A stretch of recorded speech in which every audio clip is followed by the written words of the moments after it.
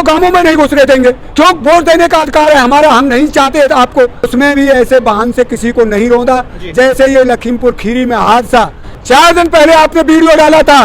किसान तो आपका विरोध करेंगे, मोदी जी आए थे, ये जब कहते थे सबका साथ सबका विकास, कहाँ गया वो विकास और साथ? सरकार को किसकी संज्ञा दूं? ये हिटलर से भी गए, हिटलर है।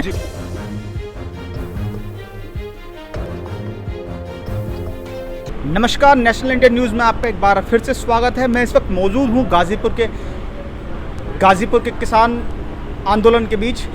गाज़ीपुर में पिछले काफ़ी लंबे समय से, लगभग 10 महीने से ऊपर का समय हो चुका है, किसान आंदोलन उग्र जब हुआ कि कल रात लखीमपुर खीरी में दिल को दहला देने वाला एक हादसा हुआ। हादसा मैं इसलिए कह रहा हूँ क्योंकि सारी जो लोग हैं, जो अब तक देश में जो भी अब तक घटित हुआ है, वो उसे हादसा बताने का काम कर रहे हैं, पर यह हादसा नहीं था। ये पूरे मामले में भी हम जानना चाहेंगे कि क्या हुआ था और किसानों की निर्मम हत्या हो रही है, किसानों को रोंदा जा रहा है। कहाँ जाता हुआ दिख रहा है आंदोलन? देखिए, मैं सबसे पहले तो अपना नाम बताता हूँ। मैं किसान नंबरदार मथुरा का रहने वाला हूँ जी। देखिए, हमारा आंदोलन शांति प्रिय आंदोलन है। हम 10 महीने पूरे करके 11वें में प्रवेश कर गए हैं। हमने आज तक किसी भाई की एक मूंगफली नहीं उठाई, चेंटी तक को हमने मारा नहीं है, दोषी नहीं है। हम हाथ ऊपर नहीं कर रहे, हमारी हत्याएं कर रहे हैं, हमारी निर्मम हत्या की जा रही हैं। और ऐसा तो पहले जो अंग्रेजी राज था उसमें भी ऐसे बहाने से किसी को नहीं रोंदा, जैसे ये लखीमपुर खीरी में हादसा इस जालिम उसने सांसद ने करवाया है और उसके बेटे ने करवाया है। एक तानाशाह से भी तानाशाह ये तो सांसद है। ऐसे सांसद को एक दिन भी संसद में बैठने का अधिकार नहीं। ये अधिकार, ये जनतंत्र है, ये प्रजातंत्र है, ये लठतंत्र नहीं है। ये जनतंत्र के पीछे देश चलेगा, ये तानाशाहियों के पीछे देश नहीं चलेगा। जब आप 4 दिन पहले आपने वीडियो डाला था, किसान तो आपका विरोध करेंगे, क्यों? किसानों को 10 महीने होकर 11 काला झंडा भी नहीं दिखाए हम। आप इतने बड़े तानाशाह हो गए, हम आपका विरोध भी नहीं करें। हम आपको गांवों में नहीं घुसने देंगे, क्यों? वोट देने का अधिकार है हमारा, हम नहीं चाहते आपको।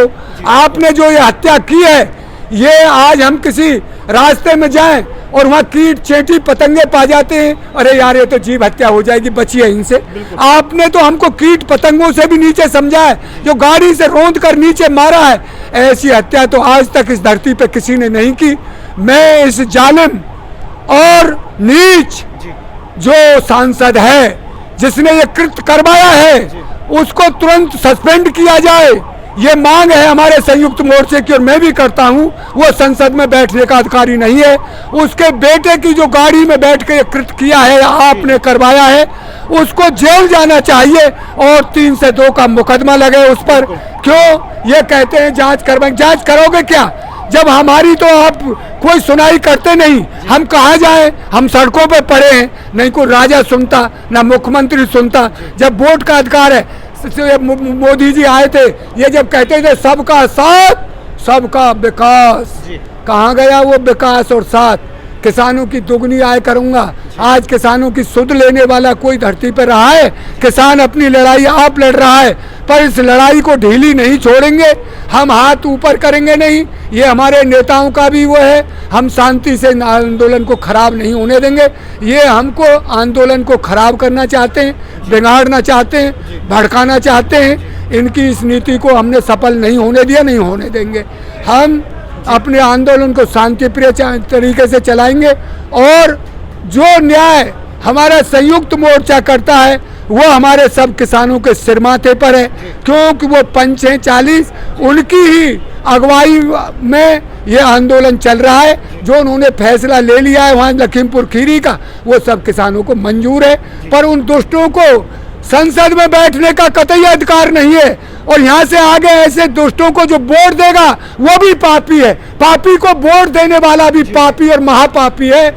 जो जातवाद और धर्म की राजनीति करे वो सांसद नहीं, वो तो एक लुटेरा है। अपनी उसके लिए संसद में बैठने के लिए हमारा खून खराबा करवाता है। ऐसे सांसदों की वोट यहाँ से आगे जनता सोच समझ के दे। हाँ, ये देश एक गुलदस्ता है, ये देश महात्मा गांधी का देश है, ये देश सरदार भगत सिंह का देश है, ये देश खुदीराम बोस का देश है जो 18 साल के में कुर्बानी दी, जिसने 18-17 साल के में। ये हमारे नेताजी सुभाष चंद्र का देश है जिन्होंने जातवाद को दूर करके और धर्म को दूर हटाकर देश की आज़ादी लाए। गांधी जी एक शांति के पुजारी थे, इन्होंने ही तो उसको मारा। आज ये गौडसे के पुजारी इस देश में एक राष्ट्रवाद का नारा देते हैं, कैसे मान लिया जाएगा जो किसानों को सरेआम कुचल मारे? ये राष्ट्रवाद का नारा है इनका, कौन मान लेगा इनका राष्ट्रवाद का नारा? ये देशद्रोही है और इनको देशद्रोही की संज्ञा दी जाएगी। पक्ष के तमाम नेता वहां पहुंचने का काम कर रहे थे पर उनको रोक रहे थे। क्या ये दमनकारी नीति नहीं केंद्र की सरकार? इनकी दमनकारी नीति देखिए, जहां हत्या हुई है ये होते अगर विपक्ष में तो ये भी जा सकते थे।